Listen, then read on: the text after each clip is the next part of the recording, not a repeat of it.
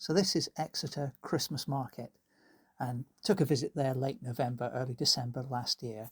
They hold this in the Cathedral Green in the centre of the city, and I thought it would be a good subject to paint. If you remember, recently on the channel I was also inspired by a Christmas market in the city of Bath, and for that particular painting I used interactive acrylic in a very fluid way to kind of quickly capture the scene.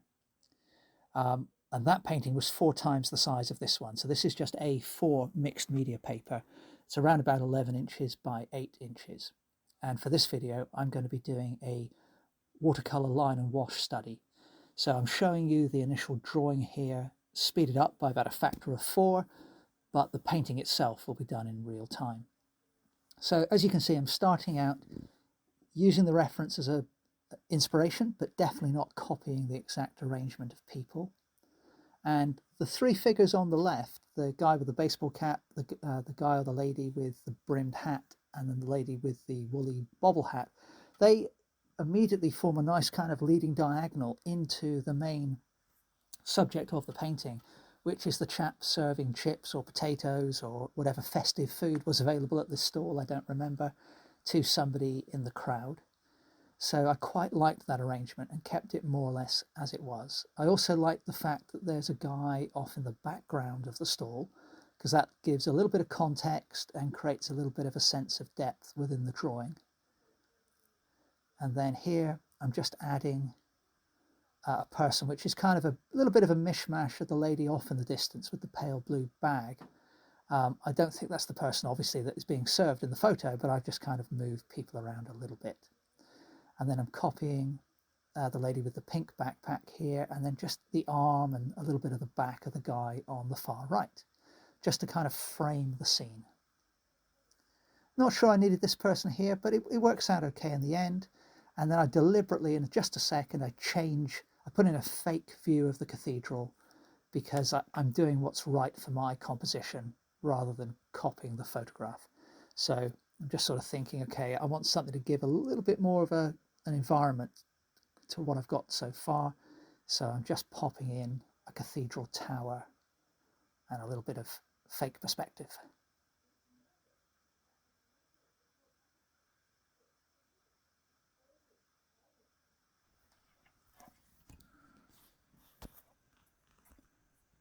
So I'll start off by putting in a very pale, watery wash of blue for the sky. It's a little bit of an off blue. It's kind of a wintry sky, nothing too bright.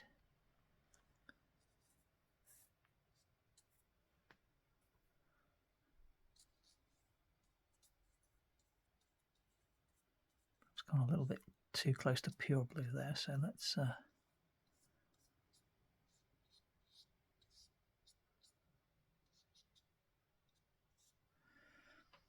but the point is nice and pale. Now for the cathedral, just grabbing a little yellow ochre, but I want to go very watery with this as well.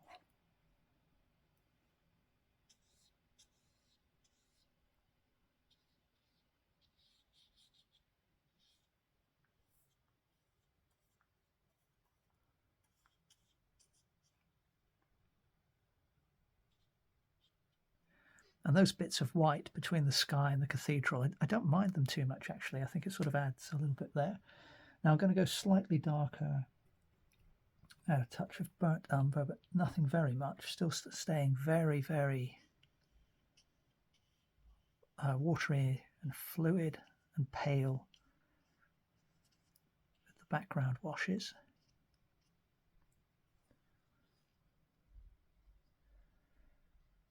And then in contrast to that pale background, the foreground people, so 1, 2, 3, 4, 5, I'm going to come in dark. So I'm grabbing a bit of black, which isn't something I use very often at all. Some blue.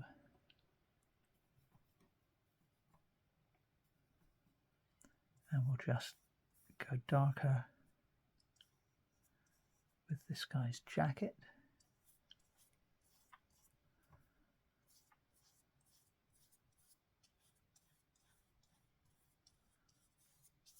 And we'll continue his legs off the bottom of frame.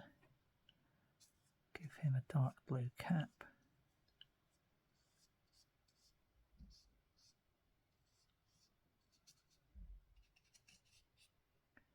And then grab some burnt umber and some more of that ocean blue. And while that first wash is still wet,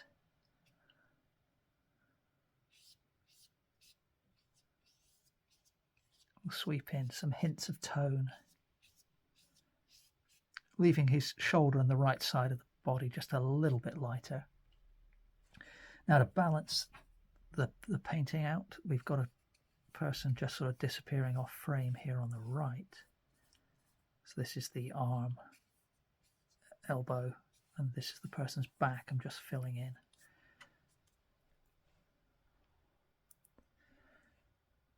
So may as well make use of that colour. Now, keeping with this dark theme, grabbing a bit more burnt umber, a bit more of the blue, and a bit of the dark bottle green in this kit. So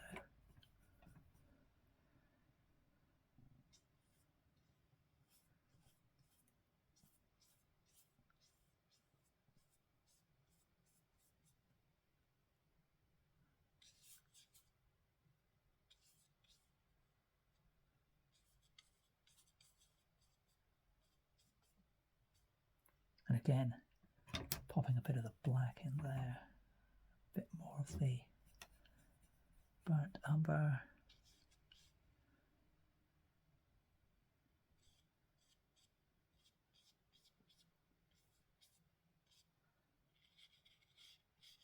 Fill in that shoulder strap.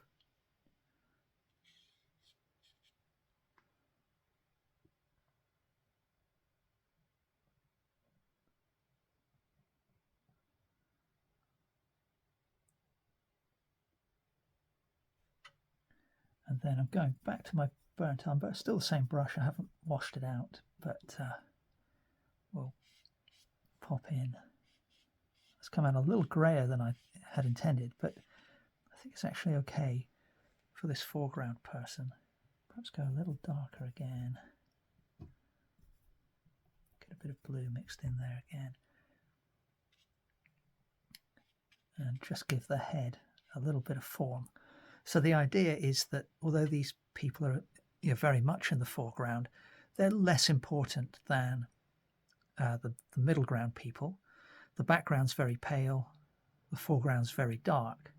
So the idea is that in a moment I'm going to make the middle ground much brighter. And my hope is that will draw the eye to that area. But the foreground people are important to give a sense of depth to the painting, along with the pale background. So I'm just cleaning my brush off as I chat away. So let's grab some yellow ochre and we'll mix some of that in with the colour I just used on this lady here, and we'll pop that in as a subdued and quite dark flesh tone there and there on those two people. And that's probably enough for now, but I could just make without getting too fussy about it, make that little bit of hair that's poking out through the cap there a little darker. All right, so just going to clean my palette.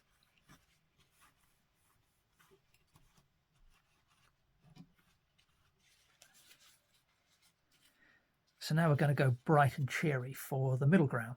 So the first thing I'm going to do is, once I've got this brush very clean,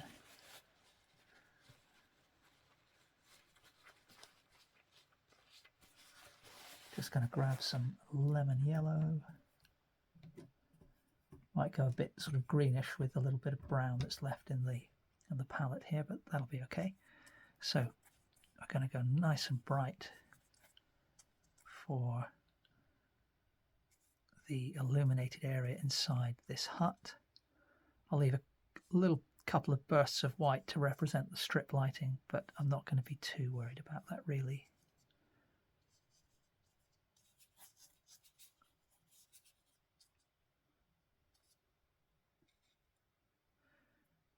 Grab some of the yellow ochre, touch of the burnt umber and mix that in.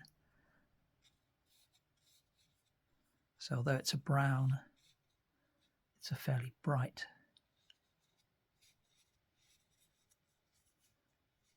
and cherry brown. I think we can keep that going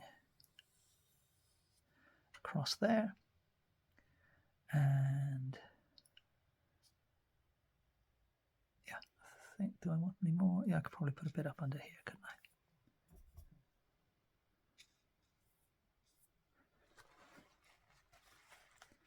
Now, while I've got that colour on the brush, always a good idea to kind of look around and see where else you can use it. And nowhere in particular is jumping out, so I'm just going to add a bit of red to that mixture. And we'll give this guy or this person sort of reddish, yellow ochre reddish. Well, it's mostly red, isn't it? It's mostly a red top, but there's a touch of yellow ochre in there. I'm going to go with the orange next for the hat. Again, that's come out a little brownish because of the red, but it's a fairly realistic hat colour. And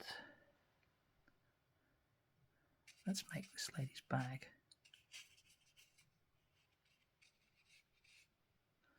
a similar colour. And actually, while we're at it, we'll make the little pot containing the chips or whatever, potatoes, whatever she's buying,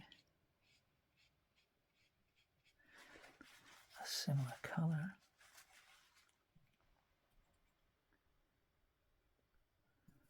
And then we'll go pure red. Oops, apologies for knocking the camera there. Let me just make sure you can still see what's going on. Yep, looks okay. Just using the corner of the brush.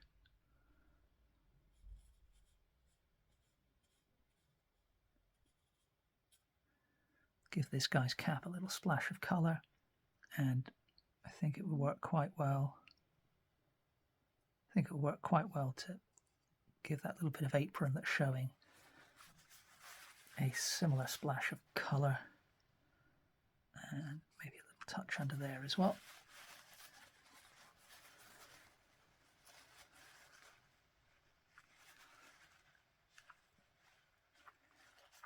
Now let's go back in with a nice bright blue for some of the... So let's go back in with a nice bright blue for some of this signage.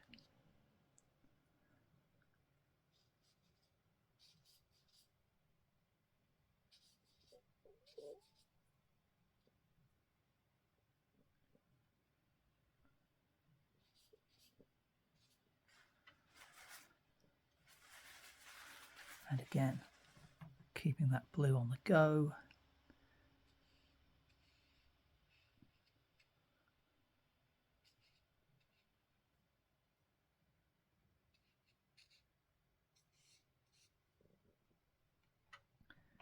And then go mix some of that blue in with the red that I had before. We'll grab a little bit of the burnt umber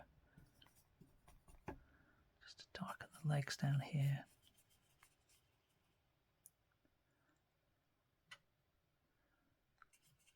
Keep those legs the same colour. Now I think I want a nice pop of green close to that little area of red that I put for the guy's cap and apron. So I'm just mixing up a kind of leaf green. Whoops, down, I picked up a little bit of red there, so that's a bit annoying. Okay, so I've got a bit of an off green here, so what I'll do is I'll use that for this guy's bag.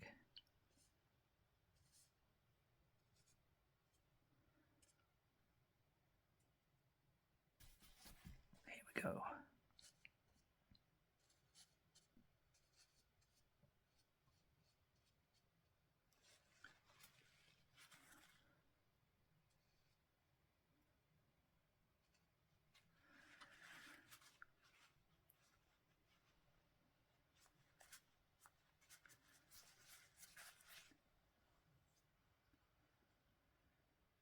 So let's go with a little bit of purple now then. We haven't got too much of that in the painting at the moment. So I'm making it into a bit of an off purple, mixing it in with some of the other colours that I had before.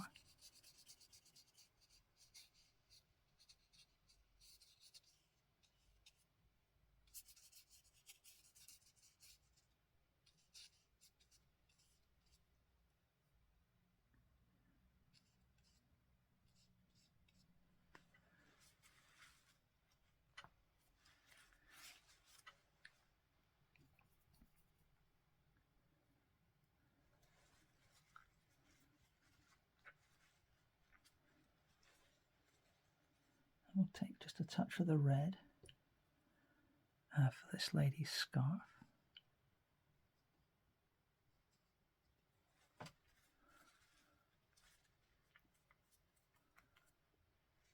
Come back in. A little bit of pale blue.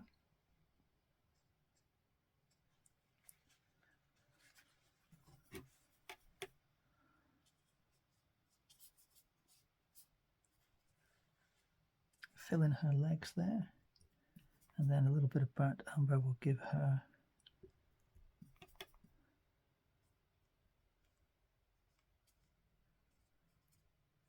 some boots, some feet. This guy could do with some legs, and then we've got to put in the sort of rest of the cabin, or some indication that there's a base to this thing. So we'll go back with a bit of the blue,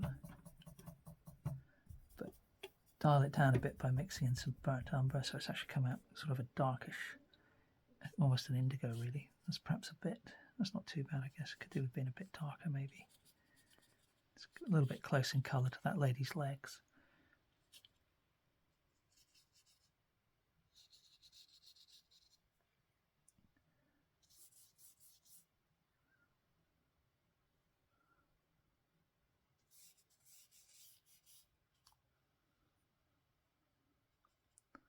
Hint at some lettering up here.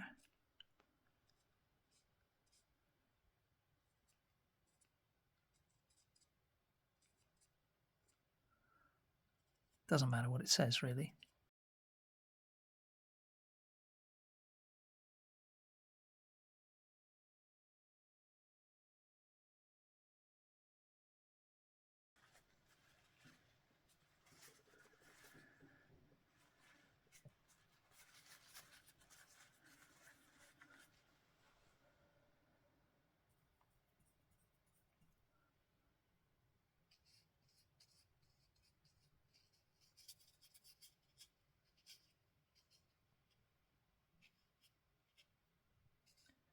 Nice bright blue for the bag.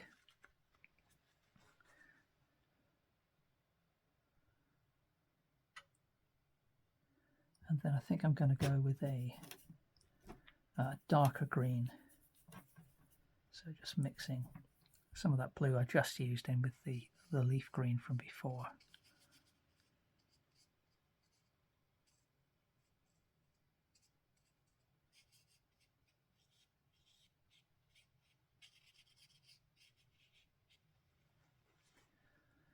We'll use that over here as well.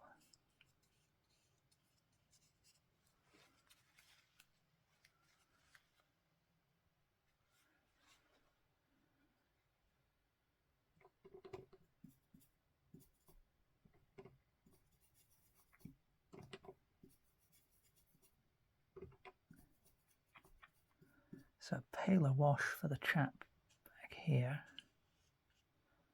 Sort of have him off. Not paler, what am I on about?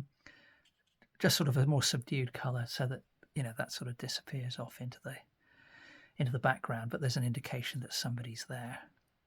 They've got these kind of lantern things up here, so I'll stick with that same colour. We'll hint at some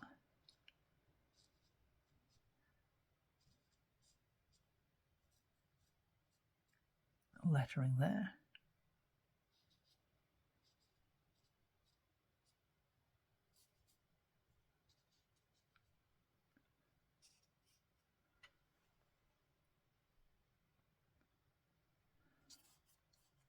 And a bit of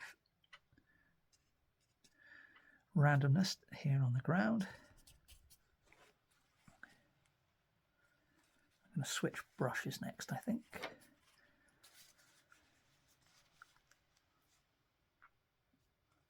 Maybe not yet. Let's just let's grab some yellow ochre.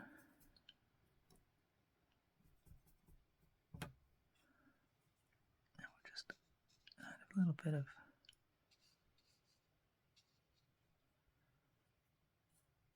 tone.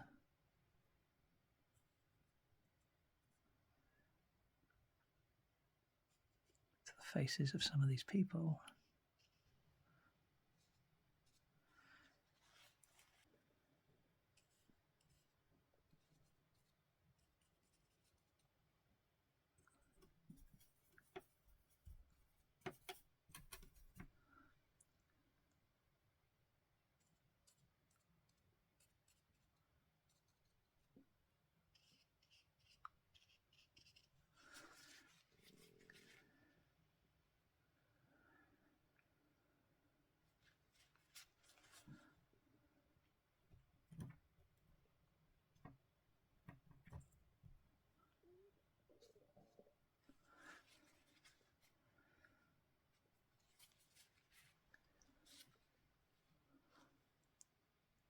Okay, so we've got the first layer of paint down. Now I think I can afford to go darker on these three foreground figures. So let's do that. Let's grab some of the black.